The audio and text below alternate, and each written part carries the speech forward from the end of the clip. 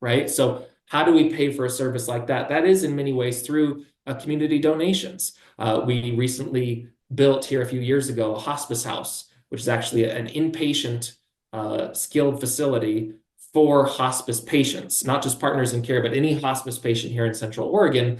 That is that we don't the reimbursement from Medicare does not cover the cost of running that hospital and the staffing because we have very high staffing levels or the cost of building it. That also comes from the community. Well, hello and welcome to Uncommon Knowledge for Seniors. I'm your host, Jim Moran, a realtor and banking executive with over 35 years of experience. This podcast is your go-to resource for navigating the complex world of real estate and senior living transitions. Each week, we'll dive into topics and resources that matter the most to you, from retirement communities, real estate planning, reverse mortgages, trust, memory care, elder abuse, and more. And whether you're a senior, a family member, caregiver, or a real estate professional, we're here to provide you with the most valuable insights and practical, trustworthy advice from some of the best experts in the business. Thank you for joining us, and let's get started. Well, hello, and welcome to another edition of Uncommon Knowledge for Seniors. Today we have Simeon Rose. Simeon is the Communications Relations Director for Partners in Care, and it's a hospice organization here locally in Bend. And Simeon, I got to ask you first, it's like, how did you get involved in this organization? Yeah, so first of all, thanks so much for asking me to be a part of the podcast. It's a real honor, privilege, grateful for the opportunity to just to chat with you and talk about Partners in Care and hospice in general. So I knew of Partners in Care because I used to work here in Central Oregon in memory care and assisted living and long-term care as an administrator. So when I was an administrator, we had Partners in Care that would come and provide hospice and home health services to some of our residents, and was so incredibly impressed by those individuals from Partners in Care, the work they were doing. So I moved away in 2020, traveled around Texas, Washington, Oregon, a few places in between, all in long-term care, and then moved back last summer. Had my daughter. She's almost 5 months old now, which is so exciting. But I wanted to stop traveling. So I thought, well, I want to find a job here. And Partners in Care posted this position. And I knew that I wanted to work with this organization, not just because hospice means a great deal to me and care for our elderly mean a great deal to me, but also because I know this organization and I know how tremendous they are for the community and for their employees as well. Well, it's certainly a calling, isn't it? I mean, there's no getting around that. It's something that's very special in terms of what the people that are involved in it are. I think there's a special place in heaven for them. There's got to be, and it's just a remarkable organization and what they do. But can you kind of give us a brief kind of a blueprint of the services that hospice offers and what that looks like from beginning? Yeah, certainly. So Partners in Care offers a number of different service lines. So we have hospice is where we started 45 years ago as a nonprofit organization here in Central Oregon. So we're the oldest provider of hospice services here in Central Oregon. We also have a palliative care, which we may talk a little bit about later, a home health care as well, which is physical therapy, occupational speech therapy for patients who are homebound. And then we have a transitions program, which is a no-cost, non-clinical service to individuals to help them navigate the healthcare industry, which that's one of the reasons why we're talking right now is because it's so challenging. So our transitions program is completely free to folks in Central Oregon who need assistance with a variety of different things. So we offer those several different service lines, but as I said, hospice is where we started 45 years ago. It's what Partners in Care is known for. Hospice is a philosophy of care. So some people think of, well, a couple of different things. One, there are many, many different hospice companies that you can go with across the country. I think that there are 5 or 6 here in Central Oregon. There are over 2,000 in California. So there are a lot of different companies that you can go with, but hospice in and of itself is a philosophy of care. And it was kind of envisioned for individuals who are nearing the end of their life, and they want their care to be focused not on curative treatment, but on comfort care. They want their priority at end of life is to be comfortable, to be able to live the rest of their life how they want. And that can be it's a different approach to healthcare. right? Because a lot of times you're going to the doctor, you want to get well, you want treatment. Well, that's not what hospice is. Hospice is not just for um, hospice is not just to go on and die on hospice services, but hospice is to help you live life to the fullest near the end of your life. And I don't know if I'm making sense or not, but Sure. it really is.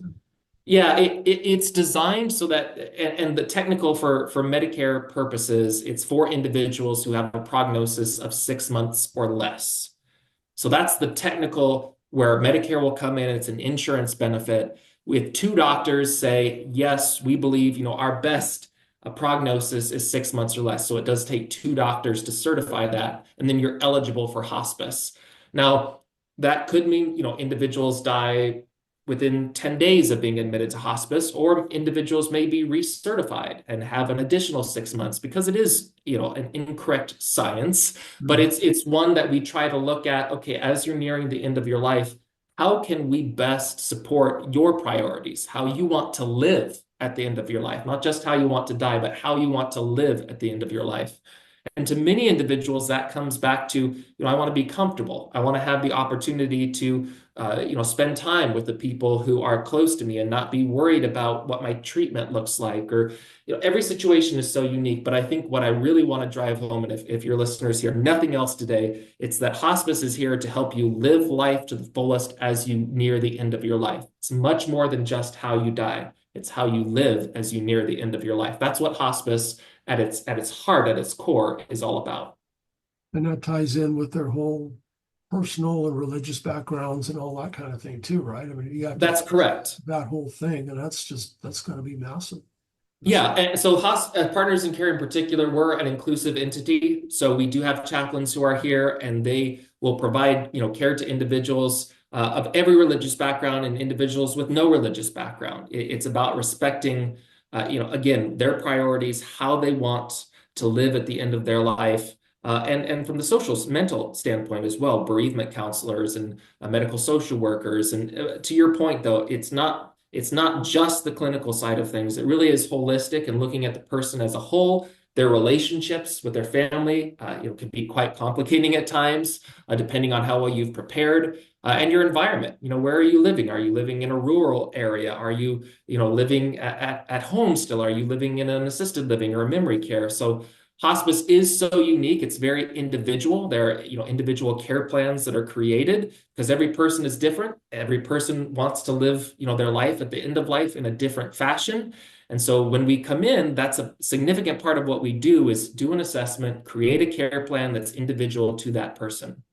So they could be in their own home, or they could be in your facility, or they could be in a facility. It just so you go where they are, right? Is that That's correct. Yeah, that's correct. So the only place where we wouldn't really go is, well, and this is, kind of a side comment. Typically, folks who are on a hospice, because they're focused on comfort care, they're not going to the hospital, right? They're not seeking curative treatment. Now, there are exceptions to that. But typically, once someone decides, I'm not focused on curative treatment, I'm focused on comfort, we wouldn't usually go to the hospital because that's a service that typically, although there are always exceptions, so please hear me say that. Typically, we would be going to their home, we'd be going to, a skilled environment or a long-term care community. so? Is there one person assigned to one person, or is it a team or a group or a collaborative effort, or how does that management look like in terms of who's who goes where?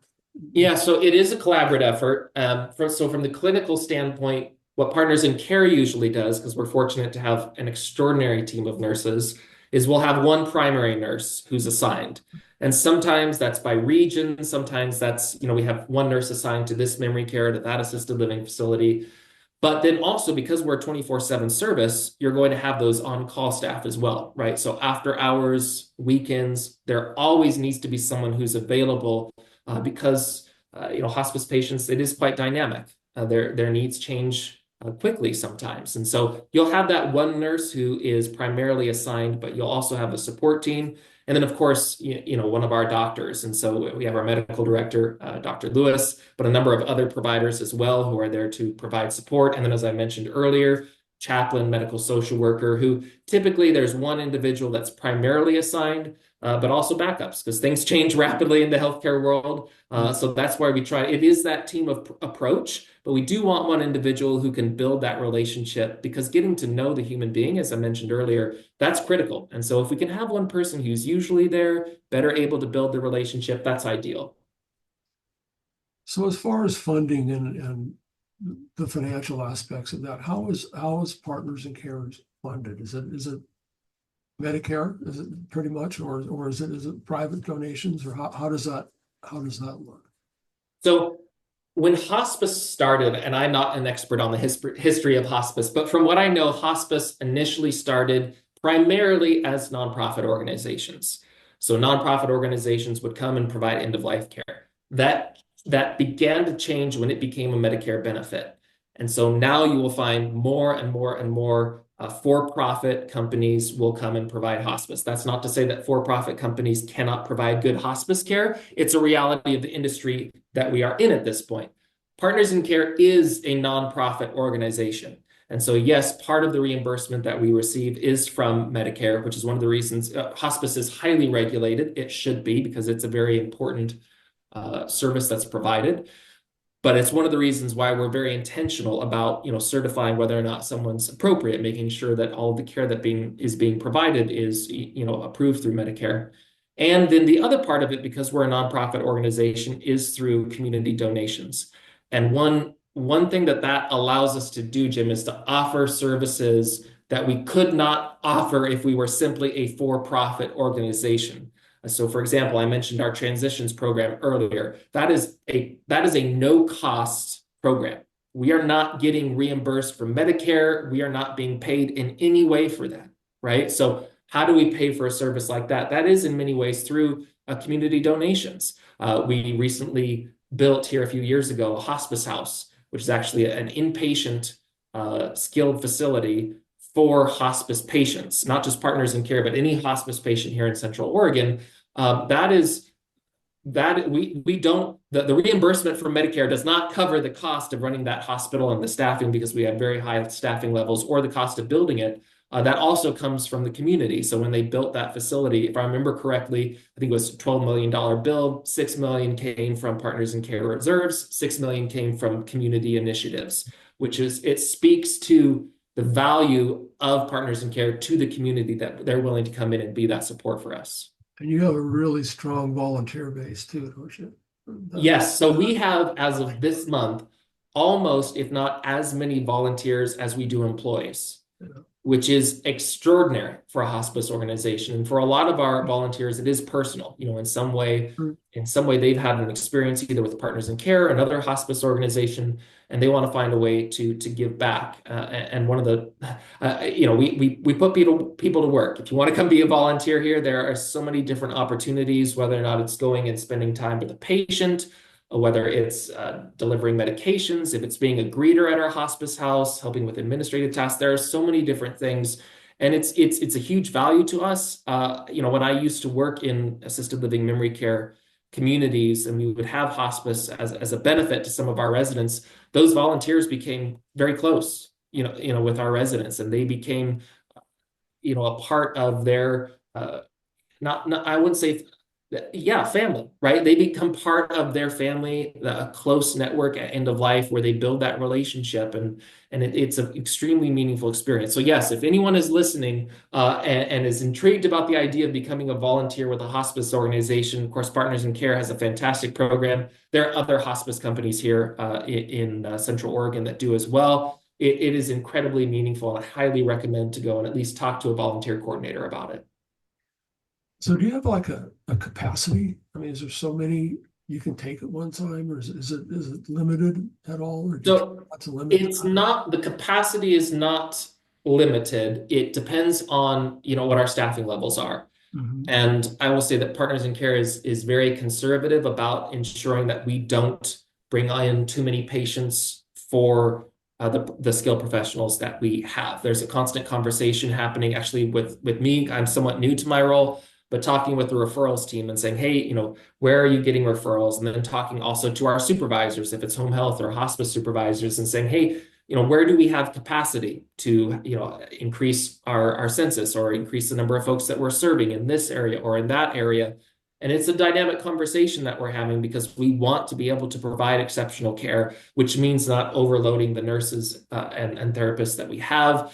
And so it's an ongoing conversation, but there's no cap, right? The state of Oregon or any regulatory body would say, it's however many you can do and still provide the level of care that's expected of you. That's amazing. So what kind of misconceptions do you come across about hospice, and what misinformations there are, things like that, about what hospice is and what you do and how that works? Is there anything that comes to mind that's some myths that we can debunk that come up that you see?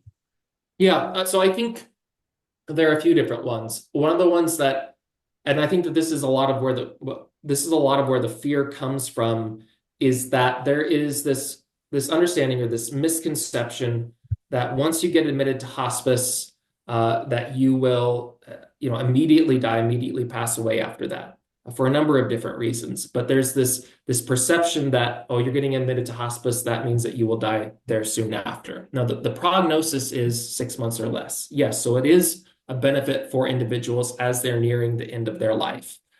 But the reality is that if you bring hospice in sooner rather than at the very end, the team of professionals that we have, or any good hospice agency has, can, as I said earlier, help you live life the way that you want to live life as you near the end of your life.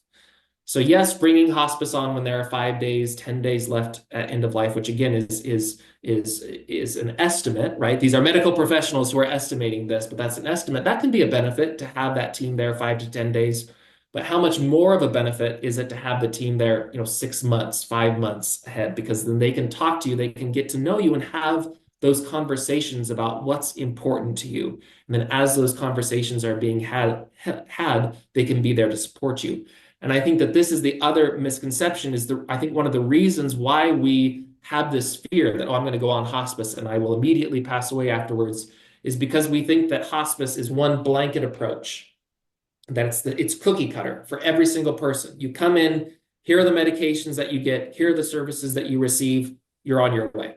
That's not how it is. Hospice is individualized. Yes, everyone who is receiving hospice services has the same prognosis of 6 months or less, right? Everyone who's on hospice has that in common, but everyone who is on hospice is an individual person with different priorities on how they want to live at the end of their life. So when you have a nurse or a doctor come in, it's a conversation. There is a care plan that's created, and that includes medication management, this is the big fear, sometimes not just for the hospice patients, but I know from my experience a lot of times with family members, right? Their perception is, well, my loved one's going to go on hospice and is just going to receive, all of these different medications, morphine, whatever it is, and which will end their life. No, that's not the reality of the situation, or it shouldn't be the reality of this situation. It should be a conversation, right? And it should be, okay, how can we make you comfortable? Again, what are your priorities? How would you like to live at the end of your life? Is it that you need additional medication for pain or whatever it might be? Or is it that you don't need as much medication at this point? So we're going to focus on other things to help you at this stage in your journey. So I think that those two things, one, hospice is only for the very end of life. Yes, it is, but there's more to it. And two, that hospice is a cookie cutter approach. It's not, it's individualized. And we want to ensure that your priorities, that again, to your point earlier, your spiritual beliefs, your environment, all of those things are reflected in the care plan that's created and how we approach the care that's being provided to you. What a wonderful thing. It's extraordinary, right? Because this is a critical is not the right word. This is a profoundly meaningful time in life, not just for that individual, but for everyone who's around them, the community at large. And to have a team of experts there in that moment, right, to help ensure that for that individual and for as much as possible for the community at large, for their community, that wishes and desires are being respected, right? That person's autonomy, that their dignity is being respected and protected. One of our values, it's compassion and dignity, that we treat all of our patients with compassion and dignity. That's what someone should receive at the end of their life. And it's devastating when they don't. It's devastating when it's so late near the end of their life that it's not always possible to have the kind of experience that they would have wanted or that their family members would have wanted. Having hospice there to support you earlier is an immense benefit. I was talking to somebody yesterday, actually. I was at the Soul Support for Parkinson's walk down in Bend at Drake Park, and someone came up to the table because I was there presenting for Partners in Care, and she said, my hope is that I never have to use your services," which I understand, right? I understand that. But at some point, there needs to be a conversation about, hey, if I get into this situation, what is that going to be what is that going to look like? What do I want it to look like? Right? The one thing we all have in common is that we're all going to pass away, right? Sure. And so as we have those conversations about what that looks like at end of life, we need to be having those conversations. That's my point. And so while there's a lot of fear that goes along with that, the more that we can have these conversations, and again, this is why I appreciate you having me on, I think that the better off we are as individuals and as a community and a society at large, because then the individual is more respected, and the community is better served. Well, I can only imagine the fears and emotions and all that goes along with just getting to that point that you're talking about. It's just got to be huge. Yeah.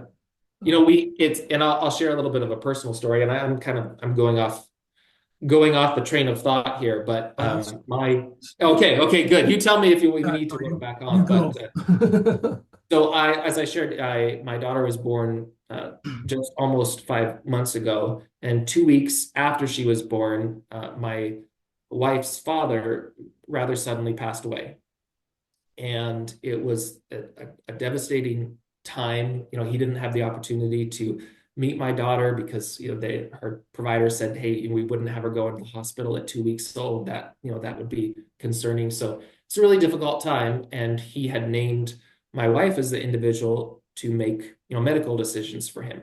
But there wasn't much written down. There wasn't a conversation about, this is what we want, these are the priorities. So coming down at end of life, and the doctors and the nurses calling and trying to say, hey, what kind of life-sustaining treatment does he want? And at that point, he wasn't really able to have consistent, conversations. That was a difficult time, right? And I know, having known him, that he wouldn't have wanted that to be what the end of his life looked like, right? He wouldn't have wanted, his children to have to try and navigate what his wishes were. And so it was funny because at my daughter's, I think it was 1 month old, appointment, my wife asked her nurse practitioner, hey, where are your advanced directives? Because we need to fill one out. And that was it was a really eye-opening time for us, because, we need to know what we want the end of our life to look like, what kind of treatment we want to have, what our wishes are. And so that's something that these conversations are really difficult, but I also think that they're somewhat, therapeutic's not the right word. There's something, as you sit down and write your advanced directive and you're thinking about these things, it does really cause you to reflect and think about what's important to me, right? What are the things that I value? What are the things that I want to have, in life? What do I want my existence to look like? And that's what I would wish that people would think about with hospice, right? Okay, I've received a devastating prognosis. In the last 6 months of my life, what do I want that to look like for me individually? And then to bring on a team of professionals to help you, to the best of their ability, realize that for you, what you want it to look like. That's what I would wish for everyone. And not everyone gets that. Not everyone has that opportunity. But for those individuals who do, hospice can be an invaluable resource. And we may talk more about this later. There are other options like palliative care for someone who might not have a prognosis of 6 months or less, but they still have a diagnosis of a significant medical illness. That's where palliative care can step in. All of these different resources are available. And to your point, the point of your podcast, it's uncommon knowledge, right? It's things that people might not know about, but it's there for them. And so having these conversations is extremely important. So is it not then maybe a part of the whole conversation, say with a trust attorney, when you're putting your conversations together in terms of this is how I want things to go? Do folks actually say I'd like to include partners in care in my palliative care or that kind of thing? Is it something that comes up and it's You like, can. here's how I want these folks to take care of how I Certainly, you so certainly can. Yeah, you can certainly go in. Because I'm not a legal expert.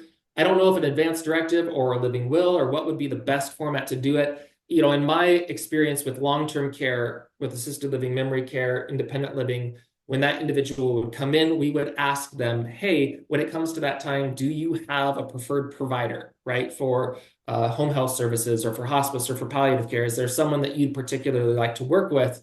But outside of that, before I'm not sure the best way to do that legally. So speak to a legal, a professional, an attorney. But I know that there are ways because we've interacted with that before, right? Where someone will come in and say, yes, I've designated, I want to work with this agency because I know them, or et cetera, et cetera. There are ways to do that. But in, an advanced directive, you can say, this is the type of treatment that I'd want to receive, right? Like I want to receive curative treatment, or I don't want to receive curative treatment, or I'd like to pursue palliative care, or I don't want to. There are a lot of different ways, just for me having looked at it and filled it out. That's kind of what that, at least again, not a legal, not not a qualified legal professional, but from my experience and looking at it and filling it out, that's what a lot of it says is this is the kind of medical care that I would like to receive. And that's important. It also says, hey, how kind of life-sustaining treatment, what type of life-sustaining treatment would you like to receive in this case or in that case? Again, I think it's very meaningful. It's very reflective. It causes you to think about what's important to me, in life. And those are important things to think about, important conversations to have. And in many ways, it is quite therapeutic. It is, to be reminded of your values and what's important to you. well, and when you go through a situation where someone has not been prepared at all, Yeah.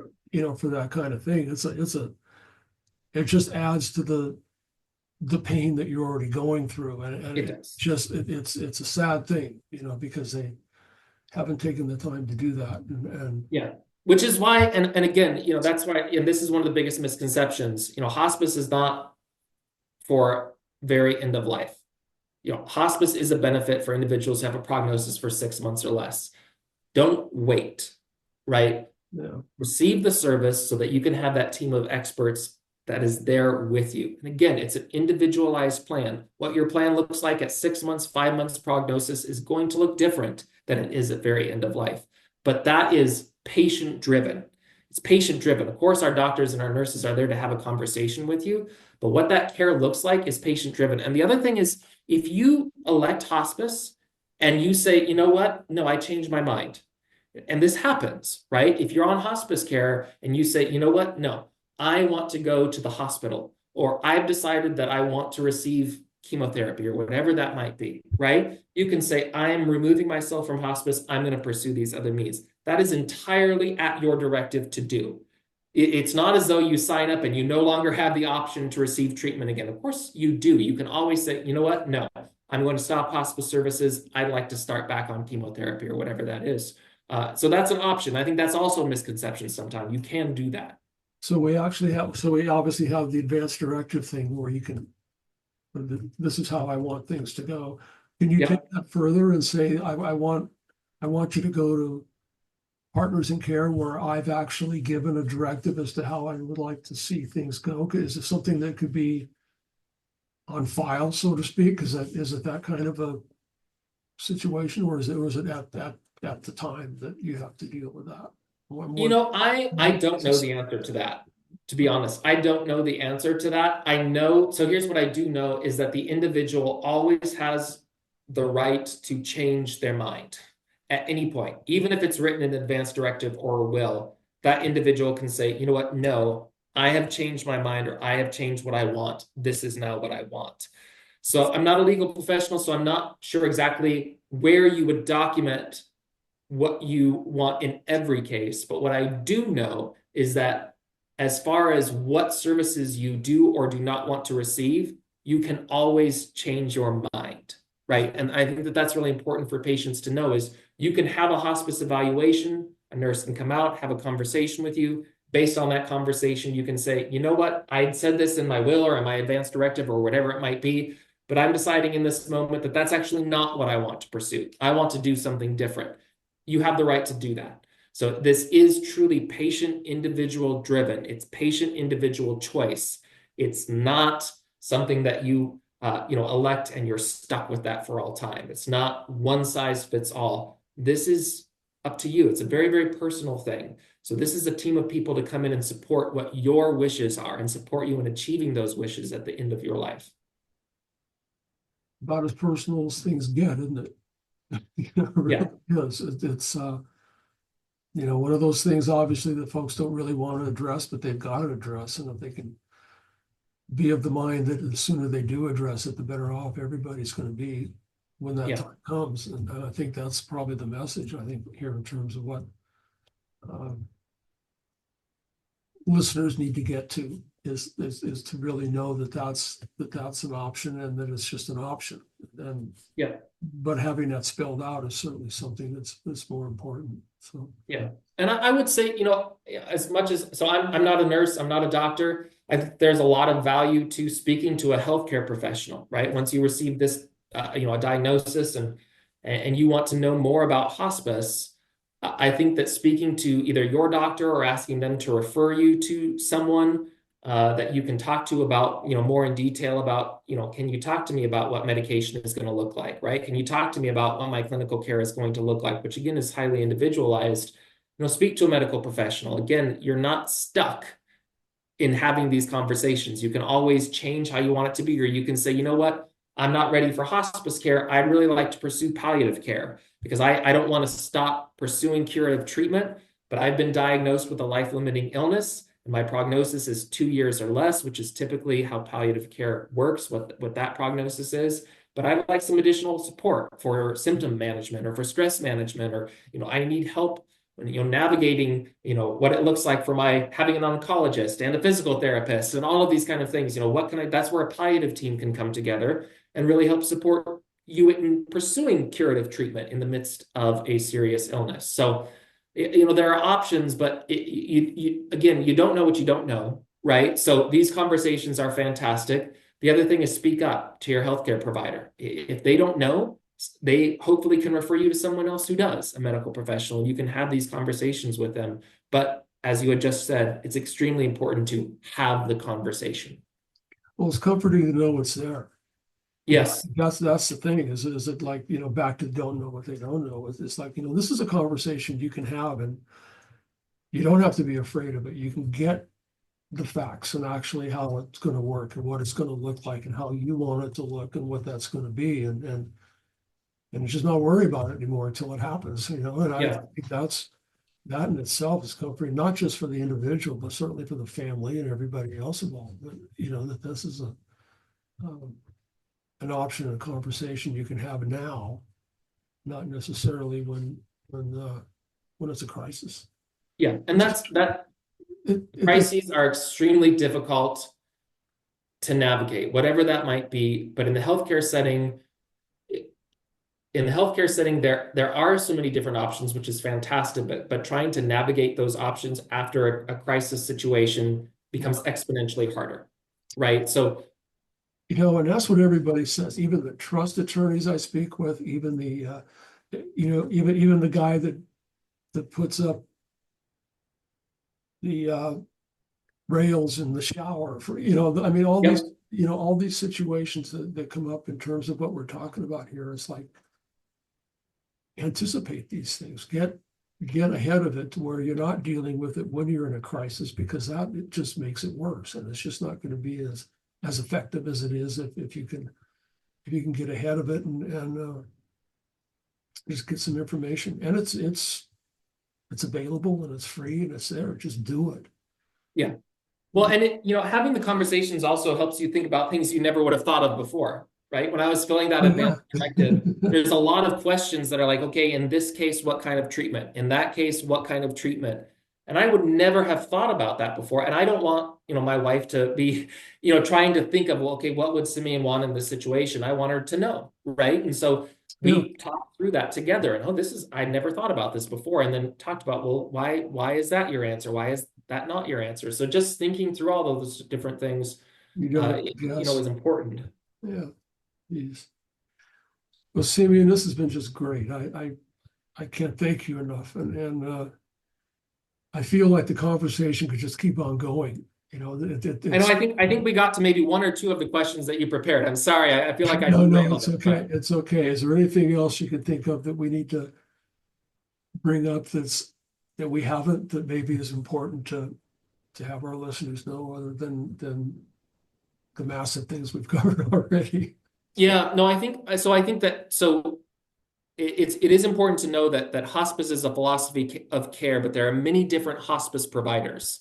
So here in Central Oregon, you have St. Charles it provides hospice. There's Hospice of Redmond. There's Bristol. There's different hospice providers here in Central Oregon. So when you go to try and determine, hey, who do we want to receive care through?